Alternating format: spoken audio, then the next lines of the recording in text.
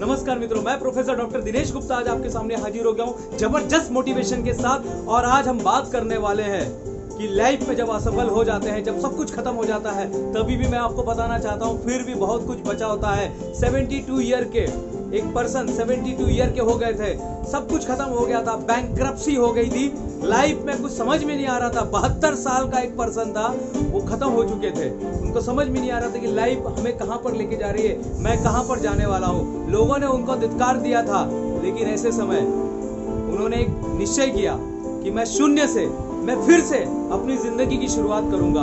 भले मेरे पास एनर्जी कम है, भले मेरे पास उम्र कम है, भले मेरे पास समय कम है, लेकिन मैं फिर से जिंदगी की शुरुआत करूंगा।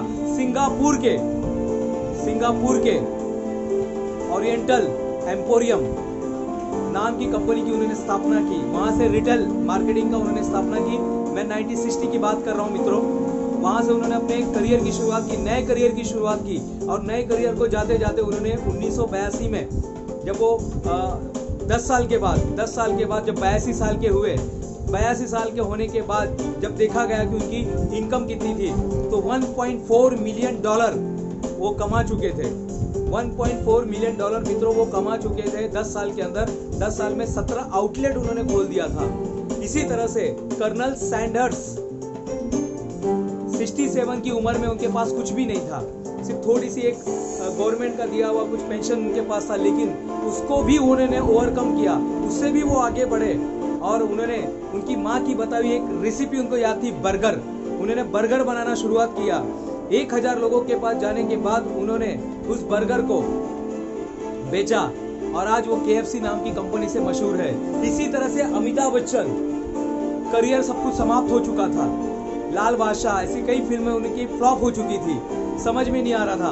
उन्होंने अपने माइंडसेट को चेंज किया, अपने आप को चेंज किया, रीफ्रेम किया, और रीफ्रेम करने के बाद फिर से उनकी बॉलीवुड में एंट्री हुई और कौन बनेगा करोड़पति, और बहुत सारी अच्छी फिल्मों उन्होंने दी, और आज सबसे बिजिएस्ट पर्सन अमिताभ बच्चन माने जाते हैं। मित्रों, ये सब कहानी बताने के पीछे सिर्फ एक ही मकसद था मेरा।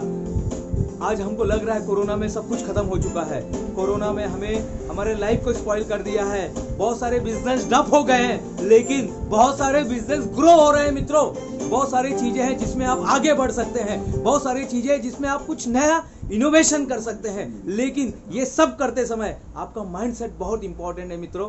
माइंडसेट पर ध्यान दीजिएगा, अपने आप को रिफ्रेम कर दीजिएगा, नई शुरुआत कर दीजिएगा। नई शुरुआत करने में आप पीछे मत हटिए, आपकी उम्र कोई भी होने दीजिए, आपके पास कितने भी पैसे होने दीजिए, बिजनेस का कितना भी बेहाल होने दीजिए, लेकिन शुरुआत कीजिए।